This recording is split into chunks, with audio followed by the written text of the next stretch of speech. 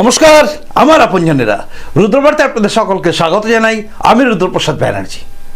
শুভেন্দু অধিকারী মানে আমাদের রাজ্যের মুখ্যমন্ত্রী এবং আমাদের সকলের প্রিয় দাদা আজকে প্রশাসনিক বৈঠকে বসে যে কটা সিদ্ধান্ত নিলেন, যেটা জানালেন আমাদের সামনে, যে কথাগুলো শোনার পরে সত্যি কথা বলতে কি বলুন তো, আমাদের মনের মধ্যে একটা কথা আওয়াজ, মানে একটা আওয়াজ আর কি জোরভাবে এসছে। সেটা কি? সেটা হচ্ছে এবার বিচার হবে। দীর্ঘদিন ধরে আমরা এই তৃণমূলের রাজত্বে দেখেছি কিভাবে তৃণমূলী সমস্ত নেতারা, যারা ম্যাক্সিমামই ছিল তোলাবাজ, তারা তোলা তুলতো, মানুষের উপর অত্যাচার করা। 2021-এর পরে আমরা দেখেছি কিভাবে বিরোধীদের মারা হয়েছে, বিজেপি করার অপরাধে কতজনকে মারা হয়েছে। আমাদের মতো ইউটিউবাররা যারা বিরোধিতা করেছিল সরকারে, তাদেরকে মিথ্যে মামলায় জেলে পড়া হয়েছিল। প্রতিটা ক্ষেত্রে অপমান করা হয়েছে গণতন্ত্রকে। এখানে গণতন্ত্রের গলা টিপে দেওয়া হয়েছিল। এতদিন পরে তার বিচার হবে।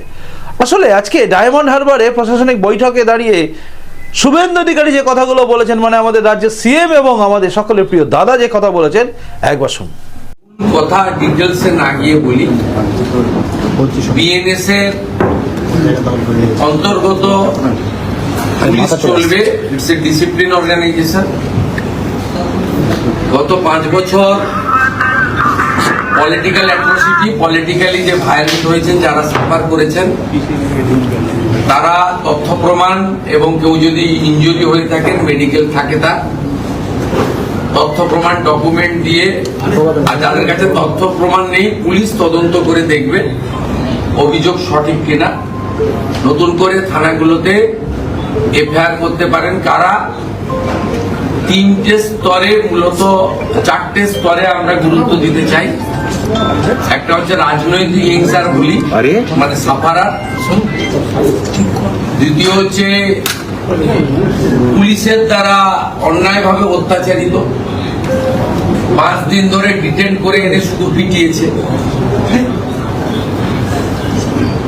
কোর্টে পাঠিয়েছে বা পাঠায়নি, এরকম অনেক পুলিশ ইনভলভ হয়ে গেছিল। সেখানেও যদি কারোর অভিযোগ থাকে, আপনারা অভিযোগ করবেন, পুলিশ অভিযোগ নেবে। এবারে ইনভেস্টিগেশনের পরে একটা পলিটিক্যাল, একটা হচ্ছে পুলিশের লোয়ার লেভেল দ্বারা অত্যাচারিত, লোয়ার লেভেল নয়, পুলিশ যে কোনো স্তরে পুলিশের দ্বারা অত্যাচারিত। 3 হচ্ছে মহিলারা যারা অত্যাচারিত হয়েছেন, কমপ্লেন করতে এসেছেন, বলছেন আপনাদের মিটিয়ে নেন, কমপ্লেন না করাই ভালো। এইরকম কোনো তিক্ত অভিজ্ঞতা যদি কোনো মা বোন দিদির থাকে বা কোনো গার্ডিয়ানের থাকে, শিশুকন্যার সঙ্গে কিছু হয়ে থাকে, সেগুলো আপনারা নতুন করে কমপ্লেন দিতে পারেন। আমরা ইনভেস্টিগেশন করে লফুল অ্যাকশন নিতে বলেছি। আর চতুর্থত হচ্ছে কেন্দ্র এবং রাজ্য সরকারের কোনো স্কিম পেতে গিয়ে কাউকে পয়সা দিতে হয়েছে, কাট মানি দিতে হয়েছে, ঘুষ দিতে হয়েছে, সেক্ষেত্রে আমরা 2টো ইলেকট্রনিক ডকুমেন্টকে এনকারেজ করেছি। একটা হচ্ছে পেটিএম এ পেমেন্ট, আর একটা হচ্ছে অ্যাকাউন্ট ট্রান্সফার, আরটিজিএস এনএফটিএস করে টাকা ট্রান্সফার। কে বলেছি আমরা এই ডকুমেন্ট পেলে অ্যারেস্ট করে দেব, মানে এর আর কিছু ডকুমেন্ট লাগবে না। বিএনএস এর ইলেকট্রনিক্স ডকুমেন্টকে, ডিভাইস ডকুমেন্টকে অ্যাকসেপ্ট করা হয়েছে, এটা একদম। আর বাকি যাদের কাছে ডকুমেন্ট নেই, তারা অভিযোগ করবেন, তদন্ত করে কনসার্নিং আইও দেখবে, তদন্তের গ্র্যাভিটি থাকলে অ্যাকশন নেবে। আর যদি ফলস অ্যালিগেশন হয়, সেটাকে ক্লোজ করে দেবে, তার আইনে বলা আছে। এবং এটা বলা মানে হাজারে হাজারে মিথ্যা অভিযোগ যদি করেন, মিথ্যা অভিযোগ প্রমাণ হয়ে গেলে কিন্তু আপনার বিরুদ্ধেও কি করতে পারে সেটাও বিএনএসে বলা আছে। এটা থেকেও বিরত থাকবেন। যদি সত্যিকারের সাফার আল্লাহ, গরিব মানুষরা তারা করবে। আর আজ থেকে অটো, টোটো, হকার এদের কাছ থেকে কোনো তোলা, সিন্ডিকেট কেউ তুলবেন না। কোনো অবৈধ টোল, হকারদের কাছে কালেকশন, সাফাই কালেকশন ইত্যাদি বৈধ রসিদ ছাড়া কেউ তুলবেন না। কেউ যদি টাকা চাইতে আসে, আপনারা সোজা থানায় যাবেন, থানা আপনাদের প্রোটেকশন দেবে। আমরা একটা লাইনে বলেছি যে এতদিন শাসকের আইন ছিল, এবারে আইনের শাসন চালু হয়েছে, আপনারা আইন মেনে কাজ করবেন।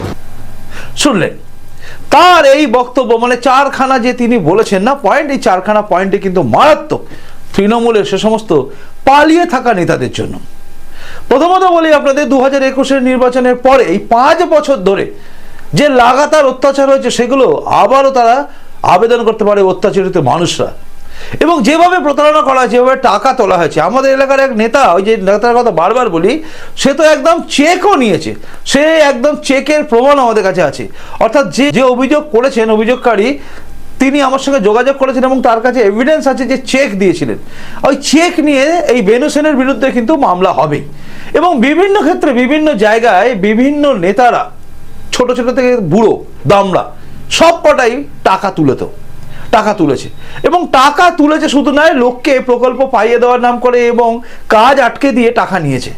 বিভিন্ন সময় বিভিন্ন জায়গায় এই নেতাগুলো মানে এই সমস্ত ছেঁচড়া তৃণমূলে যে সমস্ত নেতারা ছিল, যারা আজকে পালিয়ে বেড়াচ্ছে কার্যত জনরোষের হাত থেকে বাঁচার জন্য, তারা প্রত্যেকে টাকা তুলেছে। এবং এই যে আইনটা আসছে মানে বিএনএস অনুযায়ী যে অ্যাপ্লাই করবে এবং যদি এভিডেন্স থাকে তাহলে প্রত্যেককে কিন্তু অ্যারেস্ট করা হবে।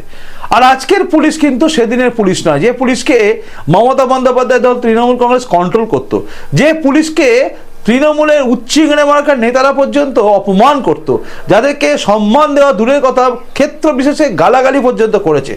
আমার চোখের সামনে দেখা একজন সাব ইন্সপেক্টর র্যাঙ্কের পুলিশ অফিসারকে তুই তুকারি করতো, এই এদিকে আয়, এই এটা করে দে, এই তুই কি বলছিস, এই টাইপের কথা বলতো এখানকার এক ছেঁচড়া নেতা। তো এই ঘটনাগুলো দেখা আমাদের মনে হচ্ছে এবার তাদের বিচার হবে এবং পুলিশ তৎপরতার সঙ্গে কাজগুলো করবেন। এবং এই যে দাদা যে কথাগুলো বললেন সেই কথাগুলো শোনার পর একটা কথা পরিষ্কার যে এবার মানুষ কিন্তু বিচার পাবে। পুলিশ অফিসারদের মানে যারা অকথ্য ভাষায় অত্যাচার করেছিল বিজেপি কর্মীদের মধ্যে, এই কথা বলতে গেলেই মনে পড়ে যায় বাউরিয়াতে একদম মণ্ডল সভাপতি থেকে শুরু করে যুব মোর্চার যে কার্যকর্তা প্রত্যেককে অ্যারেস্ট করেছিল পুলিশ, একদম ওই এখানকার তৃণমূল নেতা বেনু সেনের নির্দেশে এবং তখনকার দিনে থাকা এসপি এখনো তিনি আছেন তার অঙ্গুলি হেলনে। এবং প্রত্যেকটা ছেলেকে নিয়ে যাওয়ার পরে লক আপে টর্চার করা হয়েছিল এবং লক আপে টর্চার করেছিল বাউরিয়ায় তৎকালীন ওসি থাকা সুমন্ত দাস। তিনি কিন্তু একদম নির্যাতন করেছেন বলেই ভয়ঙ্কর অভিযোগ ছিল।